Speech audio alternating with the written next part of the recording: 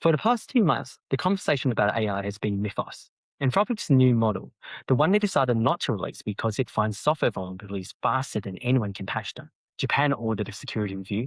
Indian regulators chased their banks to patch faster.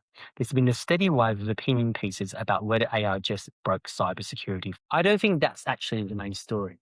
The security stuff is real, but it's masking a different change that, to me, is the bigger one. This is the AI alchemist. Today, the myth of mythos.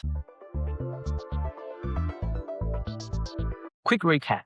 Anthropic announced Mythos on April the 7th, and it didn't release it publicly. Instead, they set up Project Glasswing, an invite-only program with around 40 defensive security partners, including AWS, Apple, Microsoft, and the Linux Foundation. And by every account, the model is alarmingly good at security work. Over 10,000 high or critical severity vulnerabilities found in the first month, a flaw in OpenBSC that had been sitting there undetected for 27 years. Anthropic's Nicholas Carlini saying he found more bugs in a few weeks with Mythos than in the rest of his career put together. So no one's overstating the things. The capability is real. But let's look at Anthropic's actual announcement. This is where they address the obvious question. Did they train this thing to be a hacker?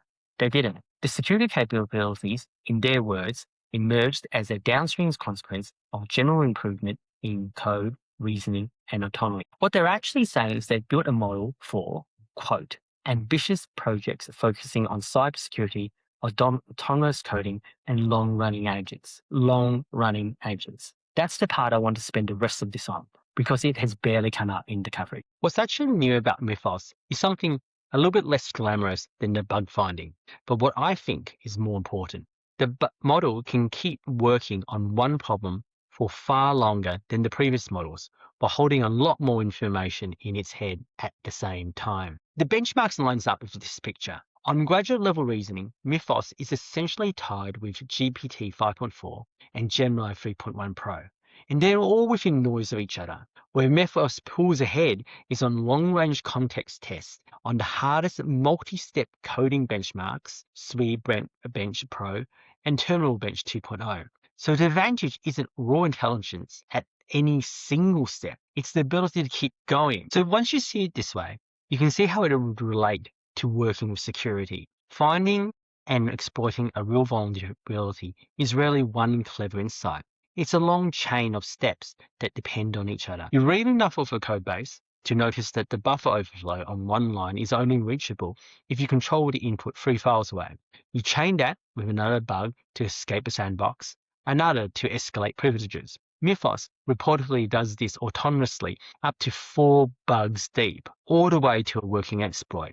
That's the same general shape as any long-running task where each step builds on the last. So that's the clue. The complaint about AI for a couple of years now has been that models are brilliant in short bursts and useless past an hour.